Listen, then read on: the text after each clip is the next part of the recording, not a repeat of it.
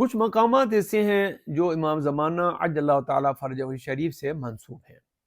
یہ خود اپنی جگہ ظاہر کرتا ہے کہ اس دنیا میں امام علیہ السلام موجود ہیں اور مختلف جگہوں پہ آپ کو لوگوں نے دیکھا ہے۔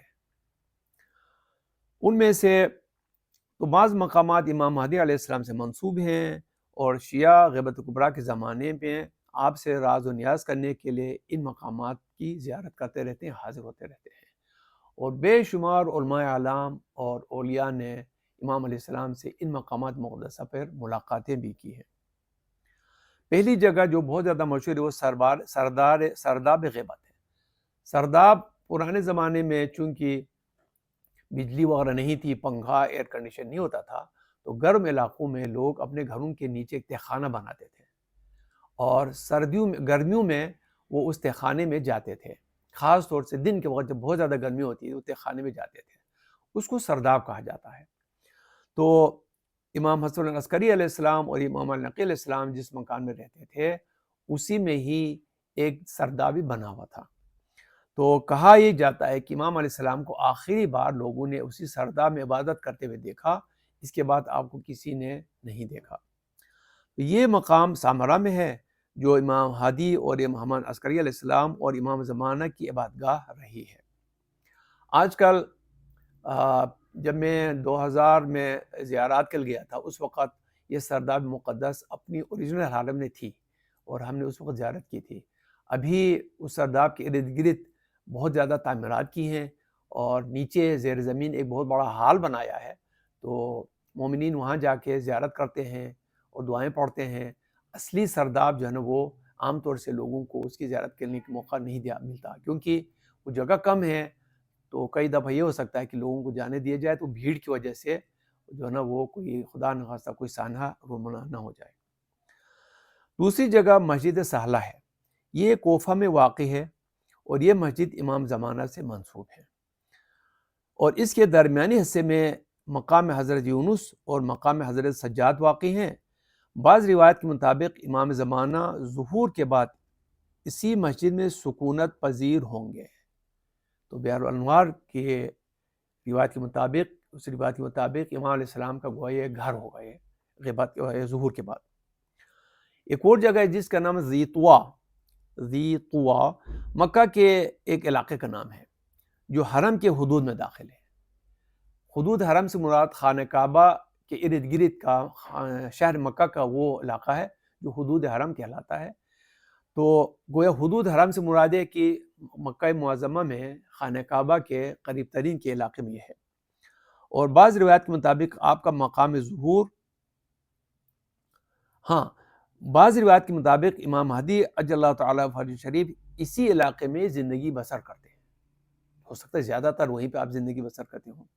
بعض روایات کے مطابق آپ کا مقام ظہور اور آپ کے اصحاب اور انصار کے اکٹھے ہونے کا مرکز بھی یہی علاقہ ہوگا، یعنی پہلے وہ ذی طوا میں آپ کے پاس آئیں گے، اس کے بعد پھر وہ خانہ کعبہ کی طرف چلے جائیں گے، کیونکہ امام علیہ السلام اپنے ظہور کا اعلان خانہ کعبہ سے کریں گے۔ ایک روایت میں ہے کہ امام کے کعبہ سے قیام و تحریک شروع کرنے سے قبل اس علاقے میں آپ اپنے 313 اصحاب کے منتظر ہوں گے۔ تو گویا یہ مقام بھی نہایت اہم ہے۔ البتہ ذی طوا کون سی جگہ ہے شاید اسپیسیفکلی لوگوں کو معلوم نہیں ابھی، تو سمجھ لیجئے کہ یہ شہر مکہ کے اندر ہی ہے، اس کے سینٹر میں ہی ہے۔ ایک پہاڑی ہے، اس کا نام ہے کوہ رضوا۔ بعض روایت میں کہا گیا کہ امام زمانہ غیبت کے زمانے میں کوہ رضوا میں سکونت پذیر ہوں گے۔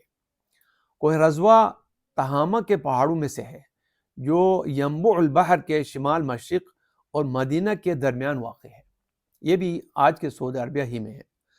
راوی کہتا ہے کہ ہم امام صادق علیہ السلام کے ساتھ مدینہ سے خارج ہوئے اور مدینہ کے اطراف میں ایک پہاڑ کے قریب پہنچے۔ امام علیہ السلام نے کچھ لمحے پہاڑ کی طرف غور سے دیکھا اور پھر فرمایا یہ پناہ گاہ ہے خائف امام مہدی کی، غیبت صغریٰ میں بھی اور غیبت کبریٰ میں بھی۔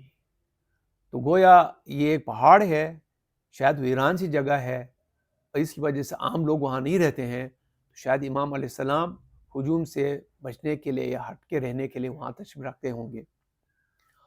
ایک اور جگہ ہے جو وادی السلام میں ہے۔ وادی السلام نجف اشرف میں واقع قبرستان کا نام ہے، اور اس قبرستان میں ایک مقام امام زمانہ کے عنوان سے موجود ہے۔ اس مقام پر گنبد اور بارگاہ بھی ہے، جس کو سندھ کے بادشاہ وقت سید محمد خان نے سن 1310 ہجری میں تعمیر کروایا ہے۔ اس سے قبل والی عمارت کی تعمیر نو سید بحر العلوم متوفہ 1212 ہجری نے کرائی تھی۔ مقام میں حضرت امام مہدی کے محراب میں ایک پتھر پایا جاتا ہے، جس پر ایک زیارت نامہ کندہ کیا گیا ہے۔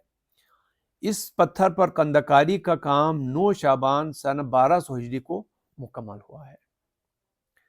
ایک اور جگہ ہے جو آپ سے منسوب ہے، اس کا نام ہے جزیرہ خضرا۔ خضر کے معنی سرسبز، یعنی سرسبز جزیرہ۔ ایک مقام کا نام ہے جو بعض روایت کے مطابق امام زمانہ کے فرزندوں کا مقام رہائش ہے۔ ایک روایت میں کہا جاتا ہے کہ امام علیہ السلام شادیاں کرتے ہیں، چونکہ آپ کی زوجہ عام زندگی گزارتی ہے، ان سے بچے پیدا ہوتے ہیں، لیکن ان کی اپنی وفات طبی عمر کے ساتھ ہو جاتی ہے۔ امام علیہ السلام ان کی وفات کے بعد کسی اور خاتون سے شادی کرتے ہیں، اور آپ کے بچے بھی طبی عمر پاتے ہیں، اور یہ سب ایک جگہ، ایک جزیرے میں ہے جس کا نام جزیرہ خضرا ہے۔ وہاں پر عام لوگوں کی پہنچ نہیں ہے، وہ ایک لحاظ سے معجزاتی زندگی وہاں پر گزار رہے ہیں۔ اس جزیرے کی داستان بعض کتابوں میں درج ہے، لیکن اس کے بارے میں 2 قسم کے آراء پائی جاتی ہیں۔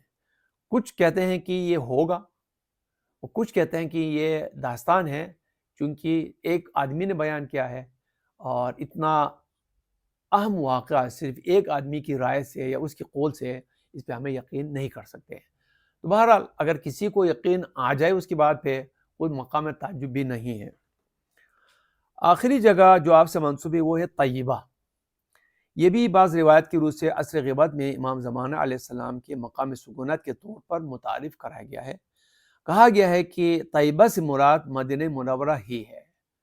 تو اگر طیبہ اور زیتوا کو اگر ہم ذہن میں رکھیں تو گویا یا تو آپ زیادہ تر مکہ مکرمہ میں کہیں رہتے ہیں، یا مدینہ طیبہ میں آپ رہتے ہیں۔